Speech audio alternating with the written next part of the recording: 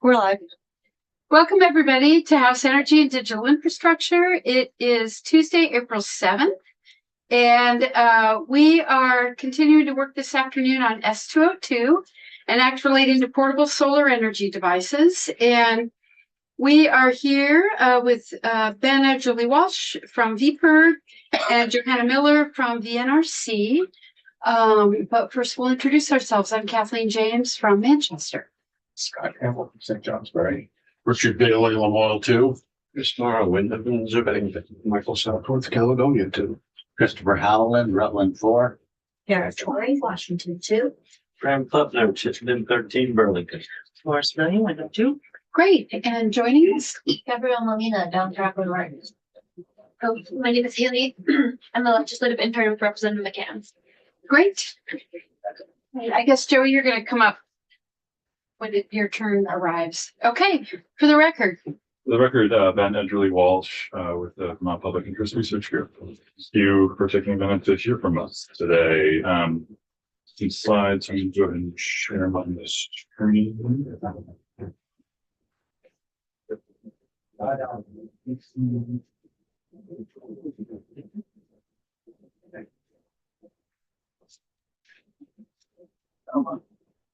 There we go.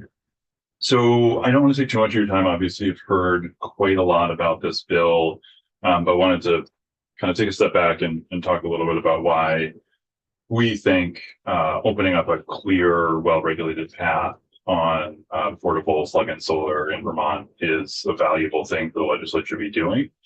And then get back to 202 in particular and why we think that's a good approach to I wanted to just start by saying I listened to, I'm completely blanking on his last name, Bill's testimony on Friday. Brooks, thank you. Mhm. There's another Bill B that was getting confused in my head. Mr. Brooks, I think, brought a lot of great information. I certainly learned a lot. And I certainly am not going to be able to get anywhere close to the level of depth that he was getting into, but I'm going to touch on safety because that's obviously incredibly important to us, as I know it is to your committee. And we think as he described on Friday, the approach that it takes by embedding UL 3700 in the legislation is a very sound one to take a very conservative approach to safety. But before we get into that, I just want to talk about why we're excited about plug-in solar, why we're here at all, and decided to work on this topic. And that's really about access. This is not about reducing climate pollution or seeing, certainly in the near term, a really substantial increase in the total volume of solar energy that's being produced. Although if you look at the German example, it certainly could grow over time. They have probably north of a gigawatt of this kind of solar if you add up, the millions of systems they have countrywide. This is really about expanding the universe of people in Vermont who have some path to go solar. This is something that VPIRG's been working on for a very long time. Community solar was one avenue to that, although it really wasn't able to scale the way that we were hoping. And so there's just a lot of Vermonters who right now can't go solar through the pathways that the state has created for them. And this is not an immediate fix for that, but something that I think puts Vermont on the path to having a much broader set of people able to go solar. This is the sort of logo we came up with for this, and that clean energy wherever you live is really the kind of encapsulates that vision that we ultimately would like to see for all Vermonters. This is not a silver bullet, but it's a big step in that right direction. I'll also add that I do think plug-in solar is probably a little bit more accurately descriptive for people. So I wanted to talk a little bit about renters, because that, if you look around the state, that is the one set of Vermonters that most consistently have the lowest access to going solar themselves. It's about 70,000 renter households in Vermont. They're more likely to be low income. They're more likely to be people of color, African American in particular. So this is renter households by income, and AMI is area median income. So the tiny bit over the top left, that is households, renter households that are above median income. All of the other quadrants are below median income. Median being the middle, you can get a pretty good sense that renters are more likely to be low income than non-renters in the state of Vermont. And that's generally true in the United States, of course. They're also more likely to be people of color. I know this is a very busy graph. Oh, this is all from the Vermont Housing Needs Assessment. I think it's all census data, but that's where this was compiled. That's where I'm pulling these graphics from. If you look over on the right, that is white households, households entirely made up of white or Caucasian individuals, and about 3/4 of those households own their home. About a quarter are renters, and then, as you can see, the various other ethnic groups that are tracked by the census are less likely to varying degrees to be homeowners in the state of Vermont, and that's especially true for Black Vermonters, which is that one there. And if you sort of zoom in on that specifically, that is true in the United States, but it's especially true in Vermont. And I'm not going to, pretend to be an expert on this or attempt to unpack exactly why that is, but it is true. Vermont, I don't remember the exact rank, but we are among the states where Black or African American households are the least likely to own their own home. And so there are a lot of different things that contribute to that, a lot of different things that could be done because of it or about it. And this is obviously only one tiny corner of that. But, from where we're standing as a group that works on consumer protection and on energy and on access to clean energy, to the extent that there are these kinds of inequalities between groups, and we have an opportunity to do something about them, we would like to go ahead and take that opportunity and reduce those inequalities. And in this one in particular, with electric rates going up, there's some potential for low-income Vermonters and Vermonters of color to be more likely to be able to save money on their electric bill if we take the path this bill lays out that we don't. So portable solar broadly, and then I'll get to 202 specifically.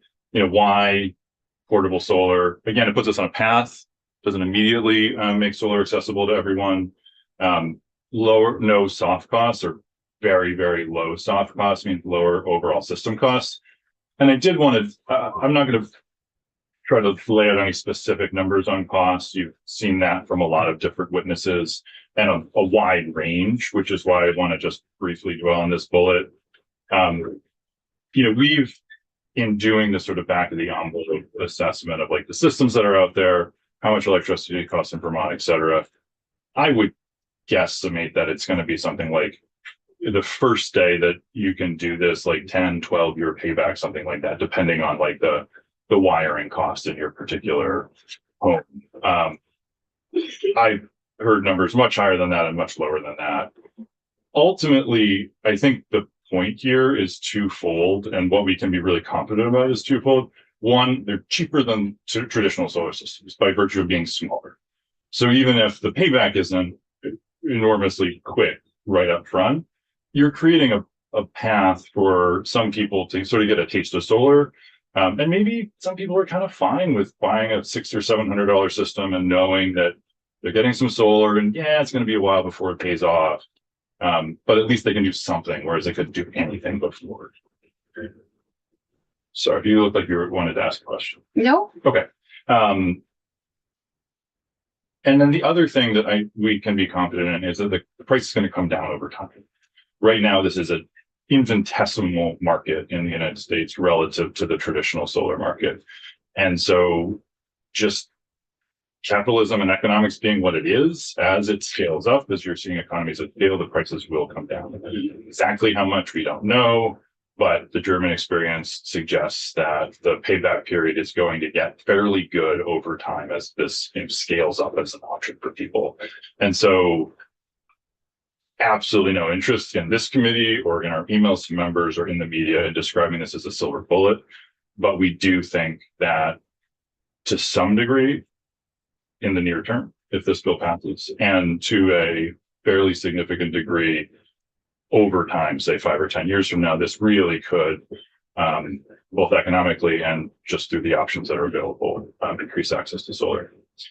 Already talked about it being an option for people to try out. Renters can take systems with them. As we talked about, though, obviously, as you know, because wiring is going to be needed, at least in the near term versions of UL 3700, that for renters, this is unlikely to be an immediate solution. You're probably not going to see a lot of people paying to wire their landlord's home. To the extent that that does happen, you could bring the system itself with you, even if you could bring the wiring with you. And of course, the hope is over time that you could see one of these systems with, the kinds of power control systems that Mr. Brooks was talking about on Friday, embedded in, and less wiring ultimately needed to make it more available to renters. And then the last piece is batteries being embedded in some of these systems. Just like this lets you get a little bit of solar, it lets you get a little bit of resilience. It's not going to be nearly as much stored energy as, say, like a power wall or Enphase system in your basement. But it, like the little system like that for a couple grand could power your refrigerator for a couple of days. And in a power outage, that could, really matter. So there's a potential resilience benefit to Vermonters who have been to some degree shut out as well. I apologize for not bringing the system today. I know we talked about that. If that's still of interest to the committee, I'm happy to bring it in for folks to take a look at, or we can get it down to the Montpelier office. That's up in Burlington right now. And I do want to be clear, as you've heard, there are no UL certified systems right now. So this is a system with UL components, but one that, is available in Utah, and we got sort of special permission to get here in Vermont as like a demo system. So it doesn't have like the touch safe plug and that sort of thing that the systems actually allow them. So, but it's very simple. And then last, I did just want to bring sort of one, hopefully additional piece here on touch safety. You obviously heard a lot about that on Friday, but I knew this has come up in committee a number of times. And so I wanted to bring this. This is from, I didn't put the citation on the slide, I apologize, but it's from a UL publication. And this is just a few examples of plugs that they could ultimately choose to be maybe allowable as touch safe plugs under 3700. And so as you heard from Mr. Brooks, the touch safety is a little bit about how long it's energized. Obviously, that's very important, that it would be shorter than the 2 seconds that's required for line workers. But part of it's about just literally what is the plug. And so the plugs they're talking about really don't have exposed metal because they're proprietary, not the 3-prong. So when you're unplugging it, you really have to go out of your way to electrocute yourself, maybe to the point of like holding a copper wire and sticking it in there. That is not like my professional opinion, but if you look at the thing, that's a lot harder to electrocute yourself with than a standard 2 or 3-prong plug that we all plug and unplug every single day. And again, this is just examples. This is not specific ones that have already been approved, but this is the sort of thing that's so obviously 202, the solution is just simplify to streamline it, like get out of the way and let people do this with the appropriate safety regulations in place, but without regulations that aren't really necessary for this kind of a thing. Right now, if you wanted to do this, you arguably could go through net metering, get an interconnection agreement, pay some, wait a couple of weeks, and that's fine. But if we're talking about a system that is 1 to maybe 3 solar panels, that is a 10th to a 25th of the size of a traditional net metering system. From our perspective, like, why would we make you wait longer than you have to? Why would we make you jump through hoops that really don't make sense for a tiny system like that? And then lastly on 202, and then I'll wrap, it puts us on a path for solar access. Again, don't want to overstate the day one benefits of this. When this goes into effect, if you decide to pass it, it would require wiring, require an electrician to get out to your home to do some work on it. And so it's not, what we thought we might be able to advocate for when we started working on this in the middle of the summer last year, really truly plug and play. But by relying on 3700, you're embedding that very stringent safety standard and allowing Vermonters access to this technology to evolve as a technology and the standard evolves. Ultimately, the hope is someday we could have here in Vermont what is very common in Germany and actually have a plug and play or a very nearly plug and play option available to Vermonters. Now, that's what I have to say today. Great. Any questions for Ben? Yeah, Scott. Sure. I'm wondering if, you know, you mentioned having multiple panels in order to get to the 1200 kW or watt, kW, threshold. Yep. How are they connected? Would each unit be connected to a separate receptacle, or are they daisy chained? Do you know? So I don't want to speak to what specifically is in UL 3700, but the system we have and what I've heard and seen of how these systems are designed is that you would have one small inverter that you could then plug several solar panels into, and that could plug into the structure, the proprietary plug. You could certainly imagine having a couple, you know, at 600 watts and plugging them separately. I think that's allowable under the bill. But you certainly, I don't think the idea is that you would have to have multiple systems and they would all max out at like 400 individually. And I don't know if daisy chaining would be allowed under 3700, but at 1200 watts, I don't really think you would need to, because you only need 3 solar panel connections to get to 1200. Yeah. Well, 3 or 2, depending on whether you have Depending on 400 exactly. or 600 Right. panel. Right. But yeah, Or you could even, you know, a couple of 200s if you've got a very small space. That frankly, when we're doing demos, we prefer the 200 because it's a little bit easier to fit in the car. how big is physically is or 200, 400, and 600 watt panels? Do you know? I know the 400 watt that we have is about 3 by 5. Just to give you a sense of that, I can fit in the back of my Subaru Forester. It needs to be at like a slight angle, and I have to pull my seat up. To just to give you a sense of how.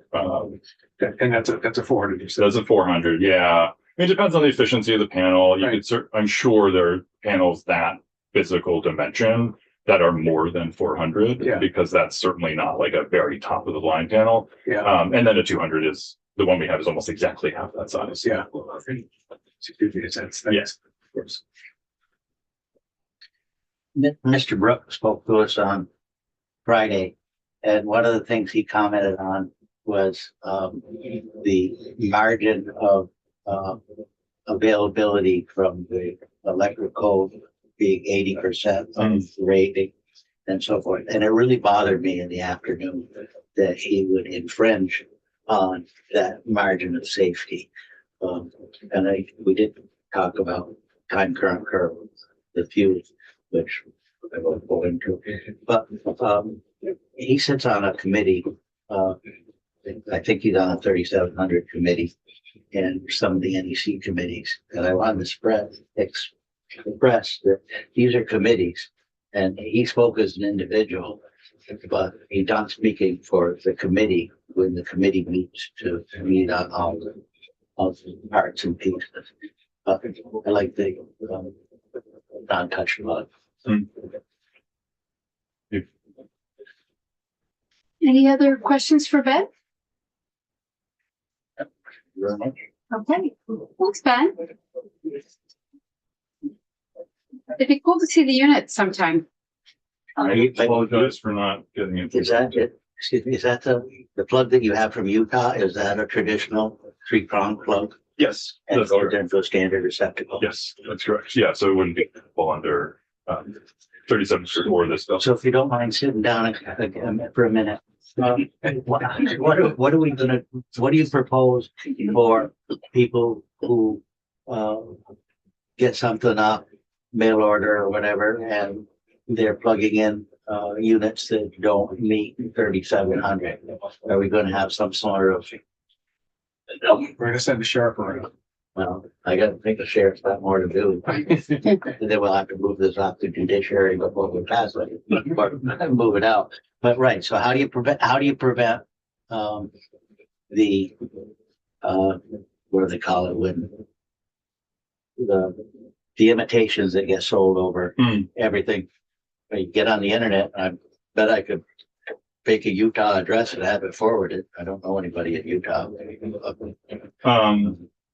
It's a good question. I mean, that sort of thing comes up constantly when in this committee and a whole lot of other committees. How do you make sure that people actually follow a law that you're talking about passing? I would say I do not have a specific answer to that. I would say that all things being equal, the state would be better off having a clear path that says these are allowed, because right now you can do exactly what you're saying, and not in public with anything.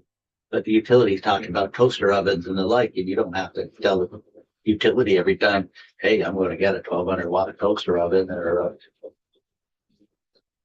a larger one that is going to blow a 15 amp circuit every time you use it. Maybe the answer is we don't need any regulation at all. Just let the market sell them and plug them in. So if we build this legislation where UL 3700 is embedded in there, and they bought something that is not meeting the law, then they own the liability. Yeah, it's a liability issue for landlords. Well, how do you question it? Yeah. And how do you collect money from a rock? I've been trying to do that for so long. Lots of rocks. Just little pebbles. But, you know. Thank you. Thanks, Ben. Joey. It's been. Next. Good afternoon on this snowy afternoon. Man. Well, thank you for the opportunity to be here to testify in support of S202. Johanna Miller, I lead the Energy and Climate Program at Vermont Natural Resources Council. I'll be brief. I think Ben made a good case for why we also support plug-in portable solar as a component of expanding access, getting more clean energy deployed, more flexible resources that can be potentially paired with a battery for resilience benefits. So I just want to speak to the perspective that really informs our advocacy across the board. My work in particular is collaborating with the network of 10 energy committees across Vermont. And for 2+ decades, we have been supporting this distributed network of grassroots energy leaders, partnering with them on projects from Weatherize to Solarize to the Vermont Home Energy Challenge to community solar, getting solar on schools, on municipal buildings, on getting homes weatherized. We work with these community groups to develop and deploy campaigns to cut fossil fuel consumption and help Vermonters, especially low and moderate income Vermonters, access and enjoy a more cost-effective, cleaner energy resources to cut their energy bills, cut carbon, etc.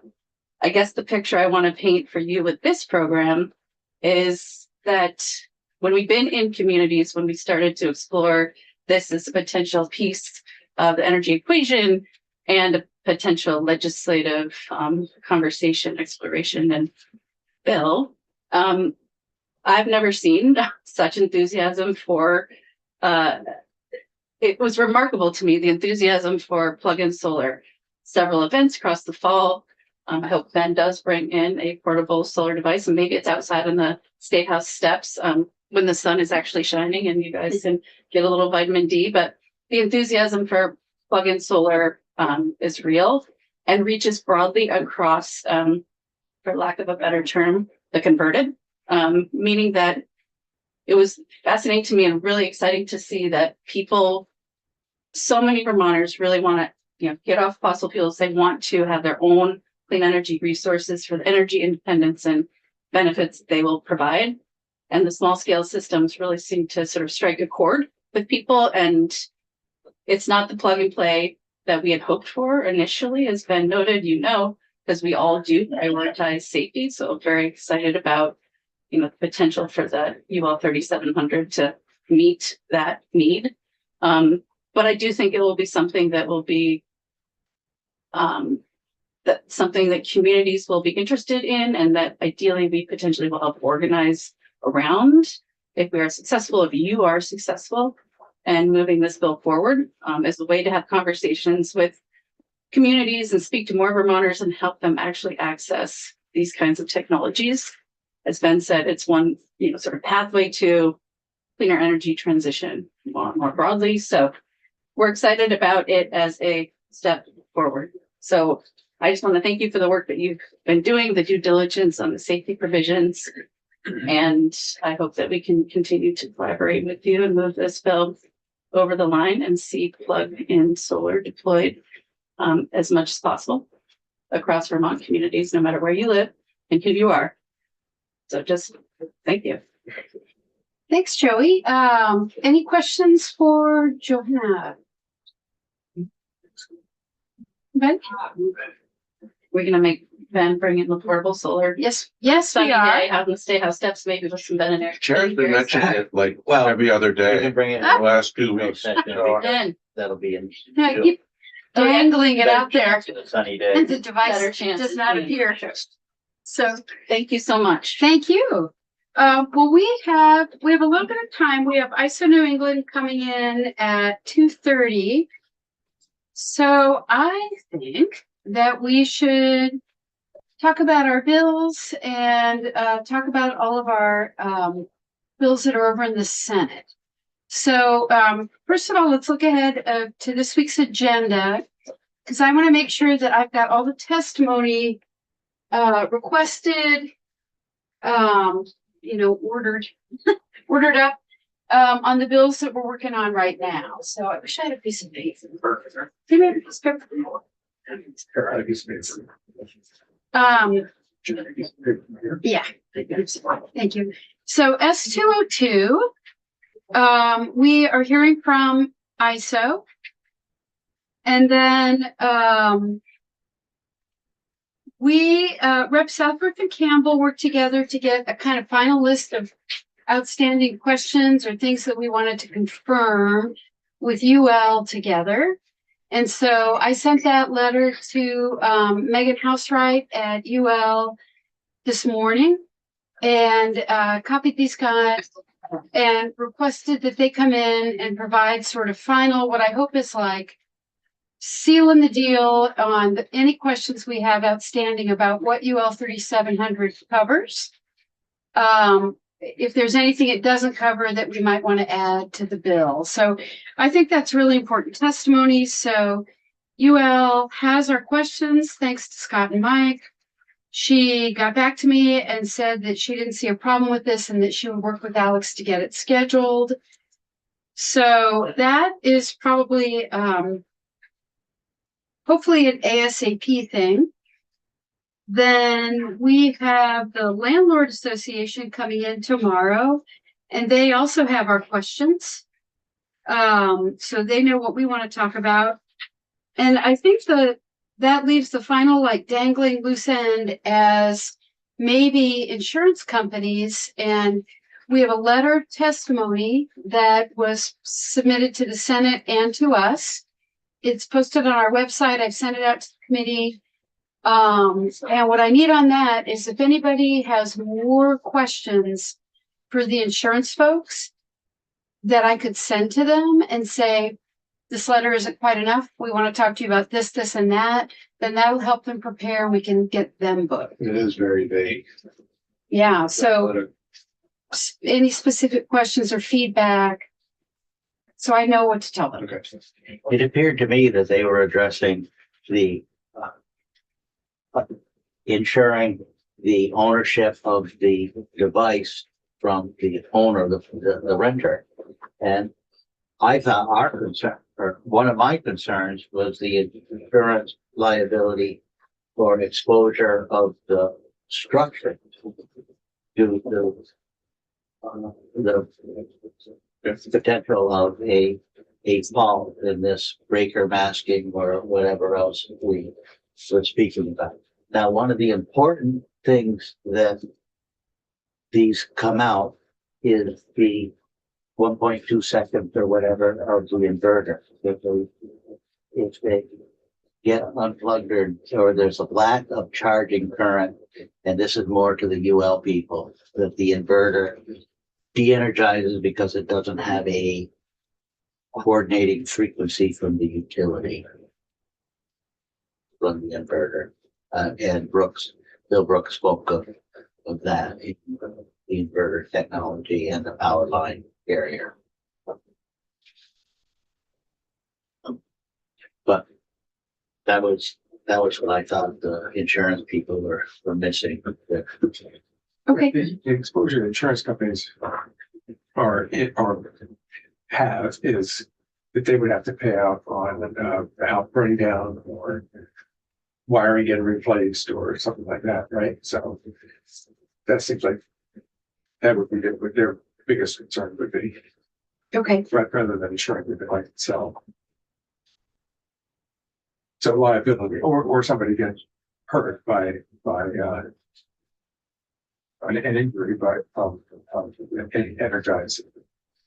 And did we have a full harmless for the follow something phrase and that? yeah, Or that for we have. those for utility. Right. Yeah. Okay, so I will see if I can get them in to elaborate on their letter, but more talk about the questions we just discussed. Landlord's coming tomorrow and UL on the books. Yeah, if a landlord is covered in the event of a fire, other potential loss, or unfortunately maybe a death resulting from a fire, so is this all going to be covered and are they protected? Because there's limited availability for them to deny these being installed. Okay, and that'll be a good question for the landlords. Okay. And the question I posed to the landlords, just a broader sense is permission versus, right? The bill doesn't speak to that right now, right? Right. Okay. All right, so that's 202. Then tomorrow we're going to walk through H600. That is a bill I introduced this year on appliance efficiency standards. And the idea that we might peg our efficiency standards to pre-Trump, in case appliance efficiency standards get rolled back or undercut at the federal level. And Vermont did this before. We passed a bill and Governor Scott signed it at the beginning of the first Trump administration. So I've got a bill that would do it again. And it's started out as a really long bill. I've stripped it down to something really short. The reason I want to walk through it is that I want to understand it better. And I want to understand if the committee has an interest in tacking it on to S202. So that's why you see the mysterious H600 walkthrough scheduled for tomorrow. And we'll understand what the bill does. I'll get a sense of what folks think about it. I'll get a sense of what I think about it. And then we could take additional testimony, which I'm sure we'll need to do. But that's that mysterious arrival on the agenda of H600. Then on CPACE, S138, we're going to hear from the legislative intern and University of Vermont student who did a report on CPACE in other states. She's going to walk us through what she found out about CPACE in other states. We're hearing from Original Development Corporation. And I have markup scheduled for Thursday. That might be a little bit premature. Who else were we needing to hear from on CPACE? I can tell you one thing. Adding a definition of resilience. I did email back and forth with Jane a little bit at the Climate Action Plan, and they do like the definition of resilience that's in their resilience implementation strategy. So we should just pull that up and take a look at it. And I'm not sure what else is missing on S138. I think I'd have to dive back in. I never heard back from VEPC. Justifying they were like kind of wondering what we wanted from them. Oh, that's right. I wrote back and explained what we wanted from them. Yeah. That's VEPSI, the Vermont Economic Progress Oh, yeah, Council. We wanted to hear from them because they administer CHIP. right. Right, so we were looking for somebody who would be in a program, who could act as a program administrator. Yeah, and that's probably why they never wrote back. However, we did hear a lot. We did hear from Amanda at Castle Green about why having a program administrator could be important. And that was written testimony she submitted.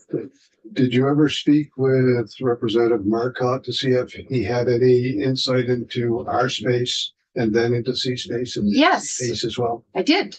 I talked to Representative Marcotte and to Representative Graining about the bill at length. And they are going to take testimony, and not only do they want to take possession of the bill, they want to suck it into the economic development bill that's moving this year.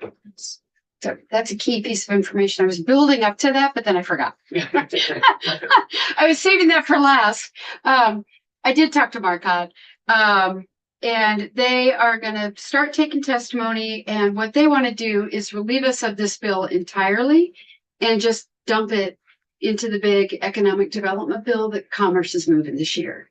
So I like that because I actually think it increases the chances of making sure it gets across the finish line and doesn't get stuck somewhere. There was a mention that the ability to foreclose or tax sale on the municipalities' feelings was changed after 2019 or 2020, long after I was the tax collector in 2017. And so part of the recapture, or you have 1 year to redeem a tax sale. So where this CPACE money stays in that realm of ability to foreclose, if you will, but the foreclosure procedure is through the lack of payment in the assessment, because it's levied as a tax through this word assessment. And I really don't think that we in energy need to deal with the finance and the government operation of how, if somebody defaults, how does the lender recover the second in this, because the primary lender yields to this CPACE as being the priority loan, which raises a lot of questions about the collection procedure. Now, given that somebody, if the first mortgagee becomes a second mortgagee, and if they sell the loan, the people that buy it have to be buyer beware of that this CPACE loan is superior to their lien. With their consent. Yes, with their consent. So I think this, I mean, nobody enters into these ideas thinking they're going to default, but somewhere along the line, sometimes they may or they will. But so, and the town and city I represent don't have interest in entering. They're not overly aggressive and more work in city hall or town or city hall. The town is one treasurer and clerk. In the city, it's both the treasurer's office and the lien is registered. I think that's why, well, having read the additional testimony we got from Castle Green on the concept of third-party administrator, I understood why that could be an important option, and two, that would reduce any burden that would be placed on the town, because the third-party administrator would basically do all the work, and the lendee would pay for that. It would be part of the loan. the cost The of cost the get added third-party to the- administrator. but Yeah. they- And I think the thought that, again, this would be optional, right? So Yeah, if Rutland Town right, would want to it's- do it, they don't. Right, it's right. Well, Rutland City or Rutland Town, it Yeah. was the city that I talked more to. And the fact that, that the legislative body passes that and the legislative, body work that it's not like, Congress, the mayor doesn't have to sign off on it. If the select board approves it, it's approved. It doesn't go. So one thought that I had, just a question to throw out to the committee is, I know that there's provisions within that bill there's no prepayment allowed. It's supposed to go for the life of that term, correct? I think so. It was a prepayment penalty anyway. So there is a penalty. Well, it's not, a penalty is allowed. So one of my thoughts were, if we were to allow in the event of a sale of a business, to allow the prepayment Oh, and bolster economic activity instead of that person maybe just deciding to close the doors rather than sell the business. And that extra money being a burden to them for the sale, just trying to think a little bit about something that could keep that going. yeah. You have to balance that with the lenders, Absolutely. because they Yeah. have a Yeah. payback Exactly. schedule Yeah. they're looking to go Whether, get. allowed to be sold with X percentage, something to that effect. It just, rather than the business closing up because of whatever, then they would be able to sell without that extra burden, but they would be covered with the repayment. I made note of that. So in terms of testimony, I want to make sure I'm getting everybody in we need to hear from. Still trying to hear from Betsy. We've taken a decent amount of testimony. I guess I would just say, look over the testimony we've already taken. Be sure to read the new written testimony from Amanda. I totally changed my mind about third-party administrator. I'd been thinking that was not necessary. I now think it's important. And let me know what other testimony we need to schedule, and I may push back. We could do committee discussion tomorrow, Thursday morning anyway, and just see where we're at. Then,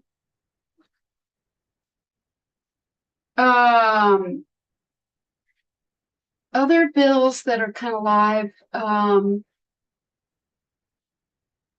the water meter bill, is just kind of idling in the driveway. You just shut it off.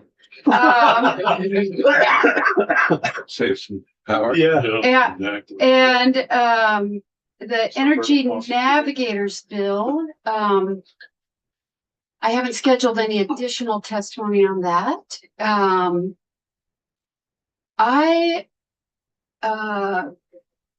maybe we'll put together a list of who else we might need to hear from on energy navigators. So if folks have thoughts on that. We really only heard from maybe EAN, because they. EAN. Parallel Okay. process. Efficiency Vermont. Efficiency Vermont and Capstone, or one other community action agency. Is that 219? Yes. So we want to hear from EAN. We want to hear from Efficiency Vermont. Who did we hear from already? We heard from the guys who are doing it. We heard from the department. Mhm. We heard from Joey and Beacon, right? Okay, so EAN, Efficiency Vermont, I missed. There was a third. Community action agency. Oh, yeah. I mean- Capstone. It could be, or maybe the one from Madison County, just because they might have experience collaborating with them already. Okay.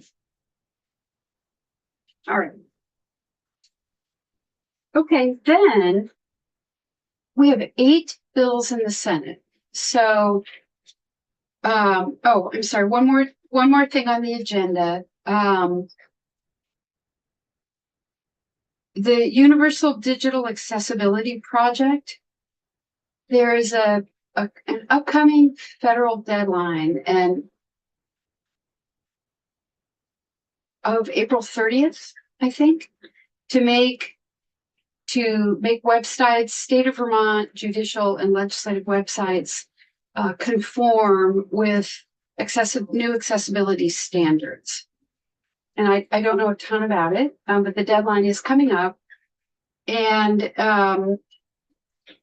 we had some emails from Rep. Feltus on approps, who had asked at kind of budget time if we knew much about this or taken testimony on it. We hadn't. And so this is more just oversight. There's nothing we have to do besides kind of learn about it, see how it's going. So Rick is going to walk us through the federal standards so we know what these are requiring by the deadline.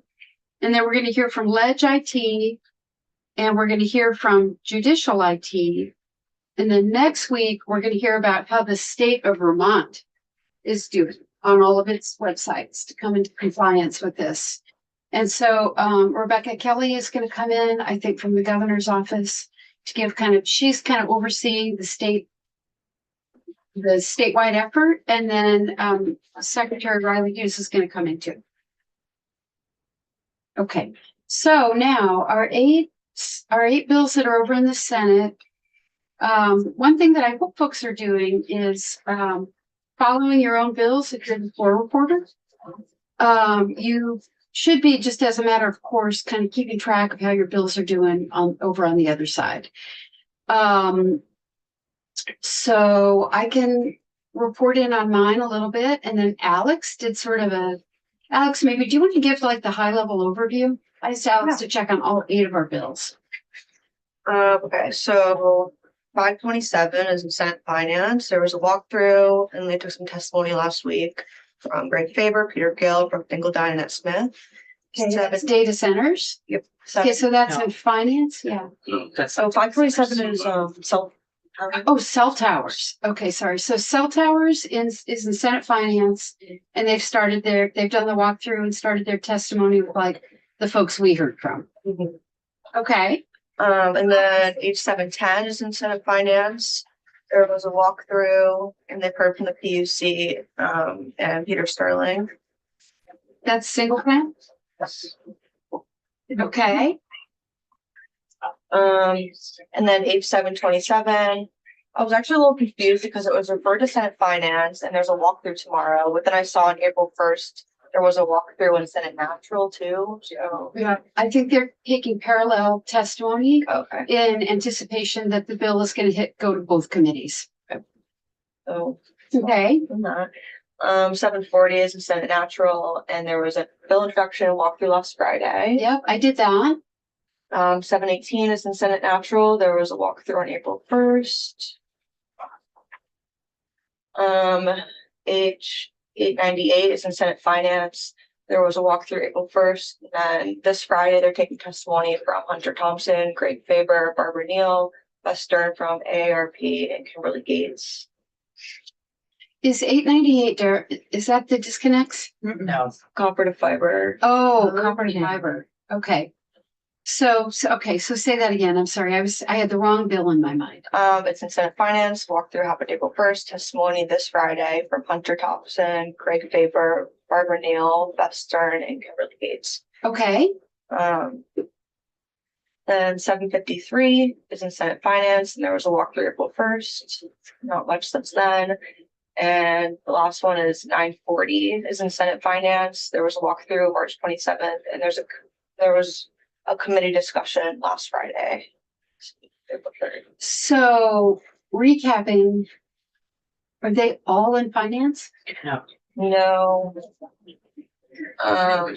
740 and 718 are in Senate now. Okay. So H740 and H718 are in natural. I missed 940. What did you say? There was a walkthrough and last Friday there was a committee discussion. You haven't taken any testimony. In Senate National. Finance. Okay. So 740, that's greenhouse gas. That's in natural. I did go over the bill introductions.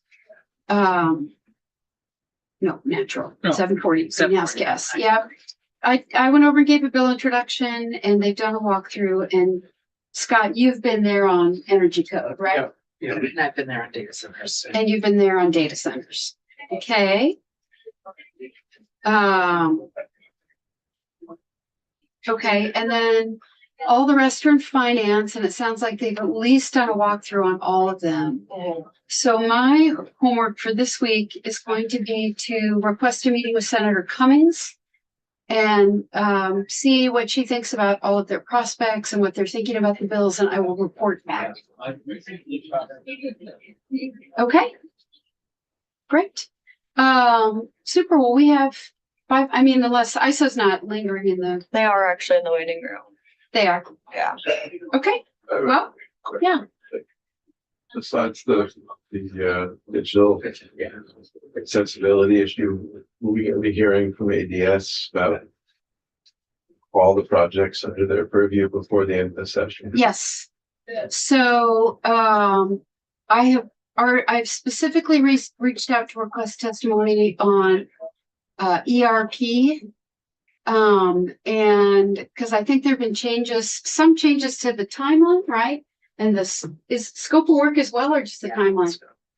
So there have been some changes to the timeline and scope of work for ERP, which is a biggie. And I had asked Secretary Riley Hughes to come in and testify on that. And Alex, she is not scheduled for that yet, right? No, she's also not scheduled for UDAP either because she's going to be out of town. Okay, But so we'll yeah, start with Rebecca and there's somebody else too. okay. And then I think as time permits, we might want to go systematically through the dashboard and hear about some of the big projects. Get Lisa back in. Huh? Get Lisa. Get Lisa back in. Maybe the next best step is just to get Lisa. Okay. What else am I missing? Lisa Grovin can do we'll have her kind of, maybe she can walk us through the ECMO dashboard and tell us what she knows about the different things. I wonder if she would even be free. I feel like we have time this week. I thought we had so much testimony scheduled, but I feel like floor is going to be short.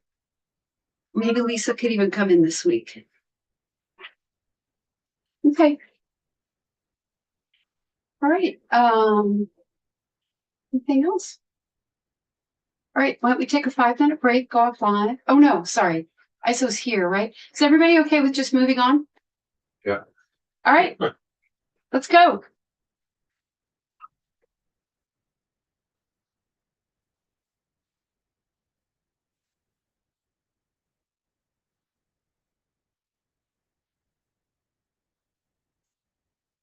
Hi.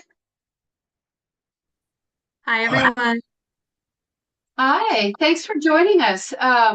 We'll just quickly introduce ourselves and then we'll turn it over to you. I'm Representative Kathleen James from the Bennington 4 District. Scott Campbell from St. Johnsbury. Richard Bailey, Lamoille 2. Chris Morrow, Wyndham, Windsor, Bennington. Michael Southworth, Caledonia too. Christopher Howland, Rutland 4. Era Torrey, Washington 2. Fran Putner, Chittenden 13, Burlington. Laura Sibilia, Wyndham 2. Great. And joining us, Gabrielle Molina, down with Rockland Mart. Dylan Zwicky, Leon. super. So, yeah, thanks for coming in.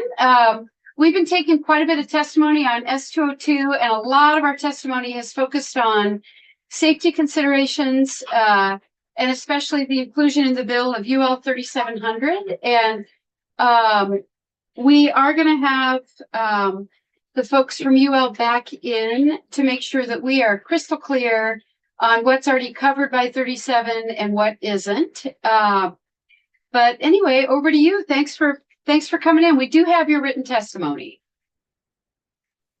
Great, thank you. So I'll kick us off. I'm Sarah Adams, Senior State Policy Advisor with ISO New England. And I'm very grateful today to be joined by Dan Schwarting, who I will let introduce himself for the record. Thanks, Sarah. Dan Schwarting, Senior Manager of Transmission Planning here at ISO New England. Great, thank you, Dan.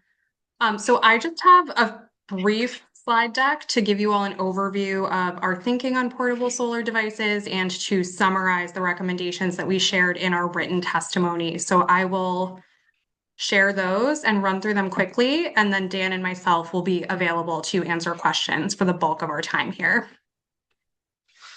Everyone can see those? Yeah. Okay, great. Then I will just start, if I can get my slides to advance.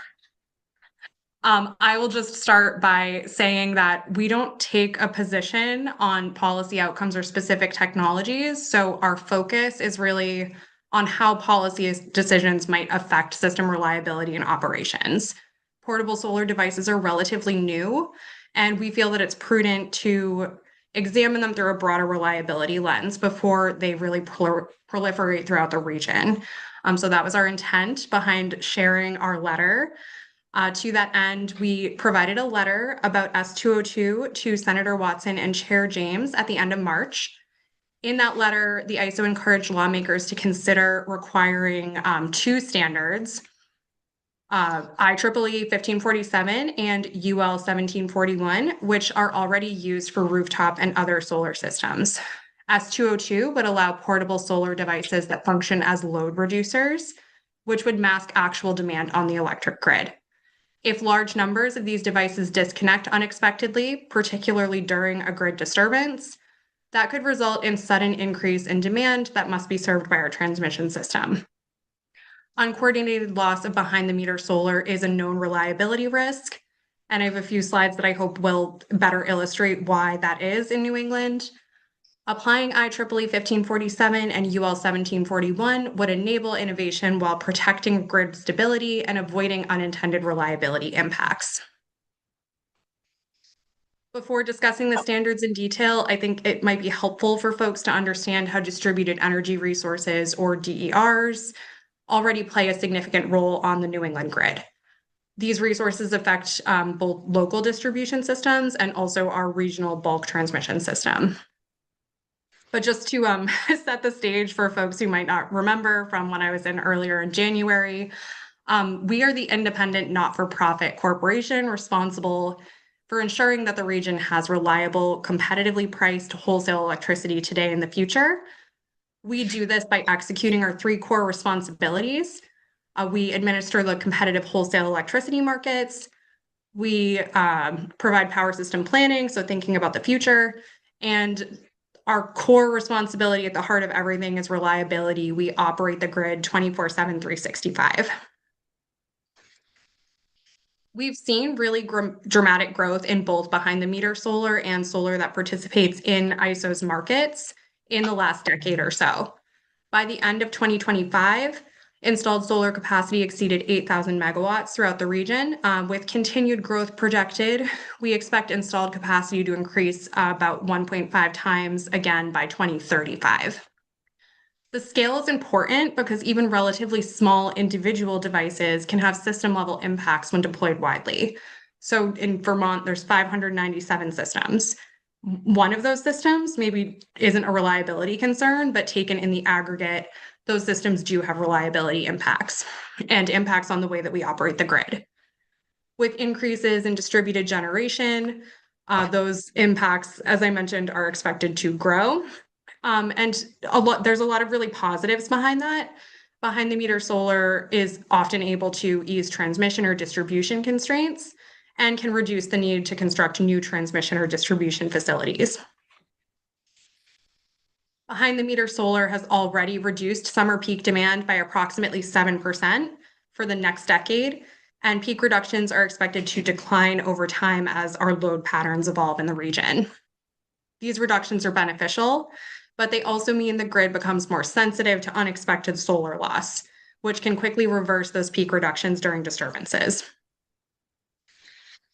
Behind-the-meter solar has already... Back, Sarah? Yeah. Do we? Could you go back a slide or two? I sure can. This one? One more for me. Forward, Forward one. Okay. Forward. right Yes. there. Yeah. Okay. Uh, I have a question. Scott? Can you give an example or some examples of reliability concerns? Scenarios that would trigger a reliability problem in terms of behind the meter solar going offline all of a sudden. If I could defer on that to when we start discussing IEEE 1547, I think that that will really underscore why we would like to see that standard included. Sure. Okay. Thanks. And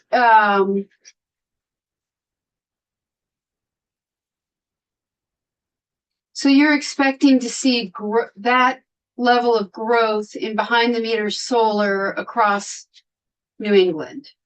That's right. And I will say, this forecast wouldn't include this type of portable solar legislation. We do include state policy when we make these forecasts. But this is from last year, so that this bill pass, should bills in other states pass, that is something that we would roll into forecasts moving forward. So these numbers might shift with shifts in the state policy. So would that be largely like residential rooftop? Is that, how do you guys define, what are you looking at here when you say that behind the meter solar is expected to increase that much? Yeah, so a lot of this is residential rooftop. Behind the meter is anything that is not grid scale, that's not directly connected to the bulk transmission system. So that would be something that we don't see it as generation, we see it as a reduction in load. So that's really, when we say behind the meter, that is what we mean. So we track that by working really closely with our states, with our distribution utilities in particular, to see what they know of that has been deployed in their states. Yeah, that's just interesting. I'm just curious to see that level of increase projected. I mean, I think it's great. Here in Vermont, where unfortunately I feel like we're disincentivizing residential solar pretty significantly. So may your chart be true. You said it's not grid, it's not connected at the transmission level. So this 580 megawatts that you have in Vermont include all the standard offer and all the 2.2 and anything that's connected at 12.47 and 34.5 distribution with a neutral.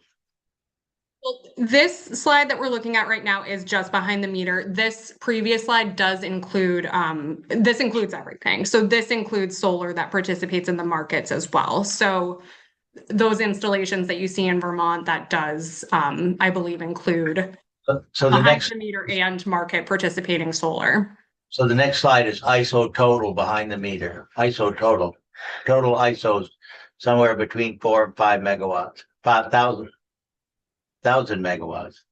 Right, and these are our forward-looking projections. So this is what we're looking at, what incentives there are available for this type of project being built, and what our utilities are telling us they think is reasonable. So we do develop these forecasts in cooperation with the states. So that's what these numbers are based on. I was just looking at the 2025 numbers. Forget we're at 1 gigawatt here in Vermont. So thank you. Rep. Sibilia? Hi, Sarah. I just want to make sure that I understand what I'm seeing here. So I'm seeing a projected increase over the next 20 years in behind the meter solar and a brief increase in that reducing peak, but then its ability to reduce peak diminishing over time in both summer and winter. I mean, it's a different time cycle for that increase and decrease, but both showing a decrease in the ability to reduce peak. That's exactly right. So we currently see about a 7% decrease in peak attributed to behind the meter solar, and we expect that to decline to about 4% in the coming, I think, 20 years or so. Sorry, I'm having a hard time seeing my slides with the video that's up here. But that is due to some shifts in the peaks that we're going to see in New England, and also just the amount of demand that we're going to see in New England. So, yeah, I don't want to get too far off track on this, but it seems like that is saying that our ability to reduce peak with renewables is projected to decrease even while capacity of renewables will be increasing. I wouldn't say that. Solar does not perform very well in the winter, but wind does. Renewables. So I think that is something to consider. Okay, so just to put this out into the universe, and maybe to follow up with you, Sarah, it would be great to see this be great to see more about the different types of capacity that's out there. So in addition to solar. Yeah, and that data might exist, Laura. So I will take a look and see what I can track down. And this assumes, you said it takes state level policy into effect, or yeah. So you consider state level policy when you're making these projections as it currently exists, basically, because you can't see the future. Right. So we track, a big part of my team's role is tracking what has been signed into law, what we would expect to have a reliability impact, what we would expect to have any impact onto the way that we operate or plan the system. And we make Dan's team and our system planning team aware of those changes. And those get baked into our capacity, energy, and loads forecast that comes out every May. So our states are very involved in that process. The distribution utilities in all of our states are very involved in that process because they have the boots on the ground. They know what exists already, and they have a better sense of what might be coming down the pipe, what deployment might actually look like for solar and for EVs and for all of the different things that we're considering. Okay. All right. Okay, I think we can go to the next slide. Sure. So just to touch really briefly on what this looks like in practice, as solar development continues in New England, we see a really deep midday load reduction, especially during spring when overall demand is lower and the sun is shining. While this is a sign of successful clean energy deployment, it also increases the importance of predictable and coordinated behavior from solar resources during grid events. So this brings us to IEEE 1547, and I hope to answer the question that was asked. This is a foundational standard to how DERs safely and reliably connect to the grid. Developed by the Institute of Electrical and Electronics Engineers, IEEE 1547 is the national standard that governs how DERs interconnect with electric utility systems. So it establishes requirements for grid performance under normal and abnormal conditions, including ride-through behavior, which is, I think, one of the primary things we're concerned about, power quality, anti-islanding protections, and secure communications. These requirements ensure that DERs support rather than undermine system reliability during disturbances. Historically, yep. Sorry, if you could just go back for a sec.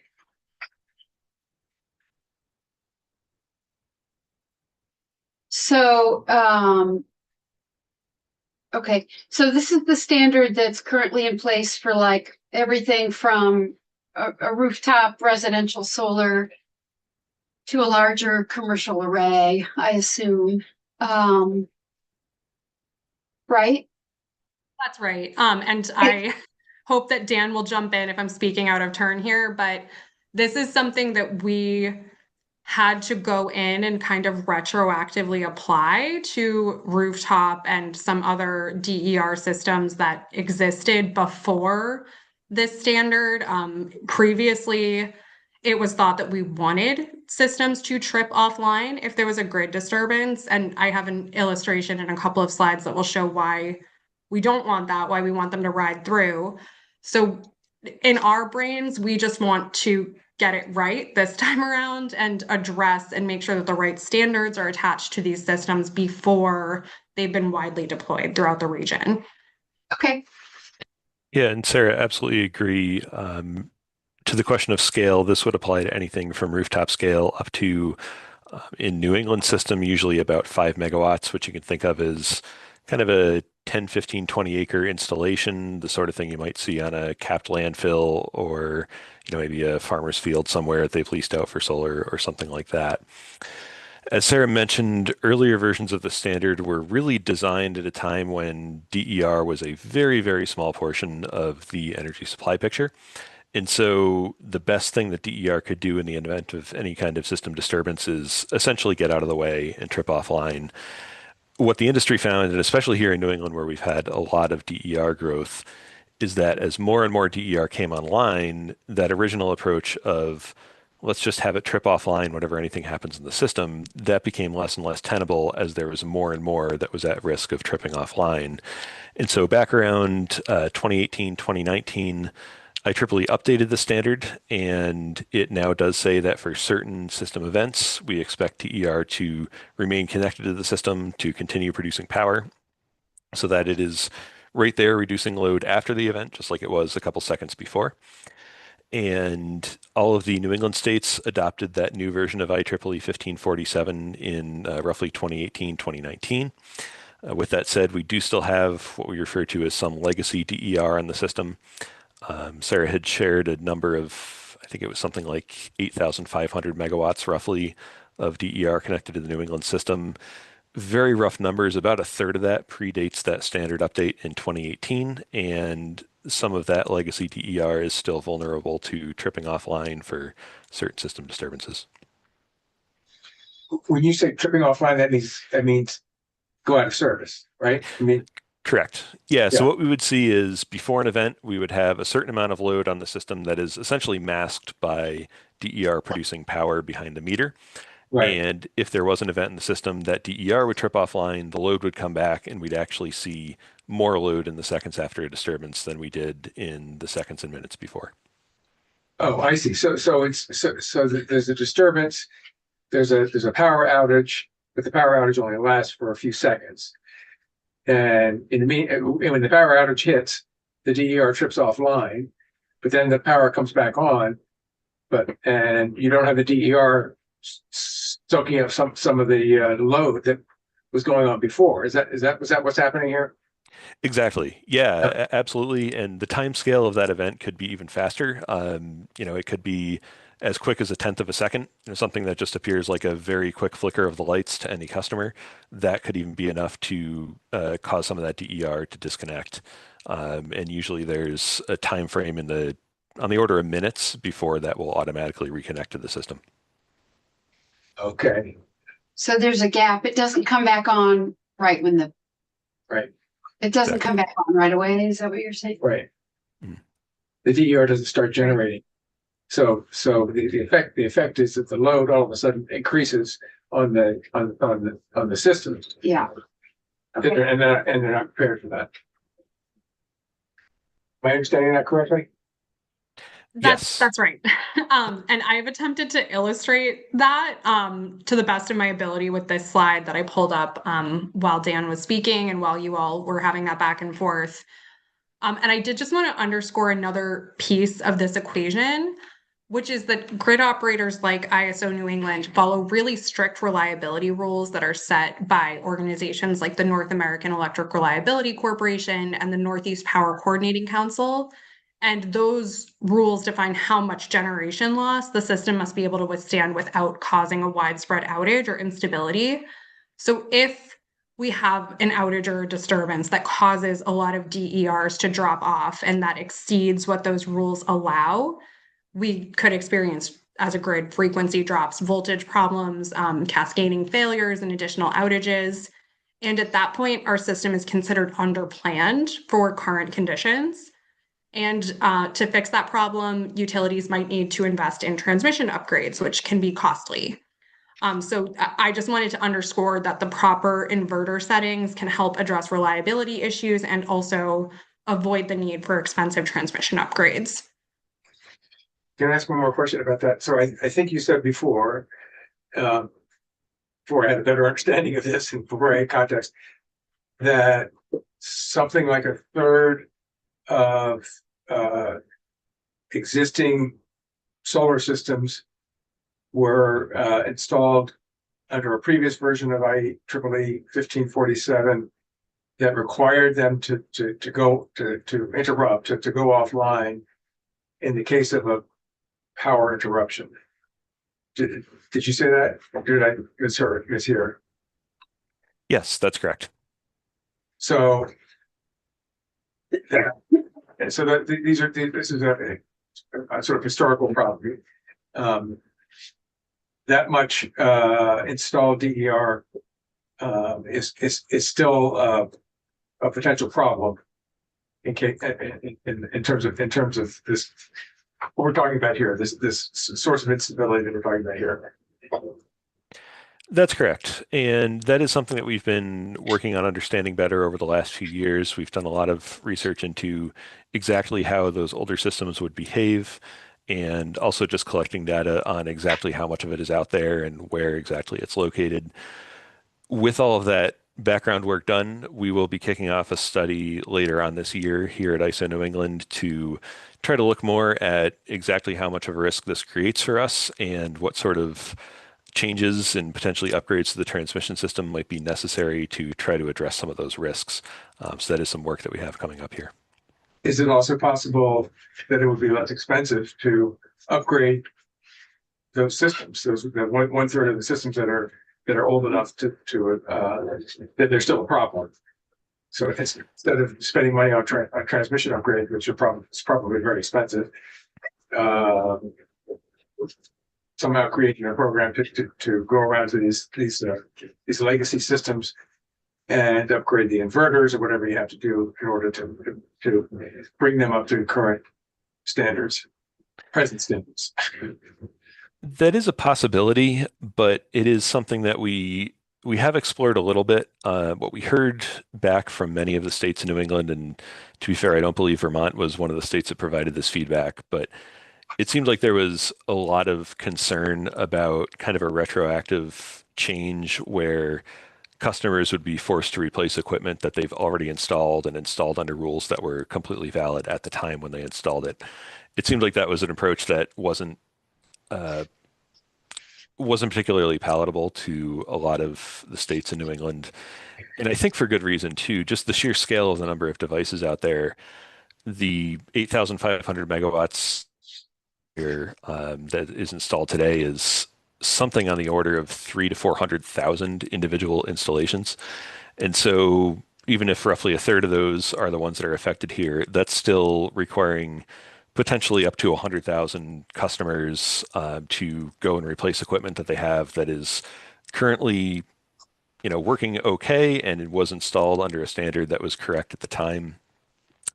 Just the sheer scale of that undertaking seems like it would be a pretty large challenge. Right. Well, even if it were paid for somehow, it would still be a logistical problem. Right. Yeah. Okay. Okay. So just to bring it back to these very small plug-in solar devices, off we go. Yeah. All right. So UL 1741 works hand in hand with IEEE 1547, it translating grid requirements into equipment level testing and certification. It ensures that inverters perform grid supported functions, prevent unintentional islanding, and are interoperable and cybersecure ready. So just to kind of differentiate between these two, IEEE 1547 defines what DERs must do, and UL 1741 verifies how the equipment safely does it. And I do want to address the elephant in the room, which is the interplay between UL 1741 and UL 3700, which I understand is what is included in the bill currently. I know you've been hearing a lot about that white paper, but I will just speak for myself. UL 3700 is still a white paper. It is still an outline. It is not a standard. So I think we are more comfortable with UL 1741, and that is why that is what was recommended in our letter. Sarah, just to touch back on that. So maybe I am just completely misremembering, and we do have UL coming in for some final testimony next week. But I was under the impression that the white paper was published, and then UL 3700 was adopted, and that UL 3700 incorporates IEEE 1547 and UL 1741. So that's what we heard. Not that it has been adopted. My understanding is that it is still a white paper. I do think that it is correct that UL 1741, that 3700 builds on 1741. I am comfortable with that. I'm not certain that 3700 has been adopted, and I am probably not the person to opine on that, but I would feel most comfortable with the final bill language referencing standards that have been adopted. I would. Okay, we'll definitely check on that, because the testimony we took anyway indicated that if and when 3700 is adopted, which I thought it was, maybe I'm wrong, that referencing additional language in the bill when it's already been incorporated or addressed in 3700 would simply introduce confusion by referencing standards that weren't necessary. So we'll definitely have to dive into this with UL. Because our goal is to make sure that every safety component is addressed, and make sure we're doing it in a way that doesn't leave us with a statute that's outdated, 2 months from now. So in other words, if the goal was to peg it to 3700 so that as that standard is continually updated and modernized in the coming years, that we're simply pegging to that and not also mentioning sort of side policies that have been incorporated into that work. So that's kind of where we're at right now. Not discounting your input at all, just saying we heard something slightly different, so we're gonna have to square that up.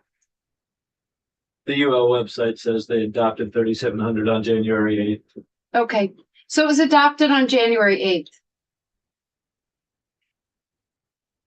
Okay, if that is the information you've received from UL, you have to purchase these standards to review them in depth. So I admittedly have not been able to review them. So I will certainly defer to the experts on that. Okay, yeah, we found out the same thing, that it's expensive to buy UL 3700. You can't just go get a copy on the web. No. So I will just wrap up here with a couple key takeaways, and then Dan and I are available to take further questions as there are any. We, of course, applaud Vermont's leadership in clean energy policy and innovation, and just our role here is to urge you all to consider safeguards to protect electric grid reliability. In our view, requiring these devices to comply with UL 1741 and IEEE 1547 standards that are already used for other types of solar would allow innovation with protecting our electric grid reliability. And I will just underscore that all 6 of the New England states are considering or have passed similar legislation this session. So, in on their own, individually, these systems might be small, but in aggregate, they could be quite significant, like we've seen with rooftop and other types of solar. So we don't want you all to feel like we're picking on Vermont. We will be or have provided comments to other states who don't already include the language that we would like to see. And our goal is really just to make sure that in aggregate, we don't start to see reliability concerns around these types of systems. Yeah, important. questions for Sarah and the folks at ISO? This was great, really helpful to get that Yes. context. Yeah. Yet another thing to worry about. Great. All right. Well, thank you so much for your time. Really appreciate it. And thanks for the written testimony. We always love written testimony. Always requested, sometimes delivered. So appreciate your time and thanks for being here.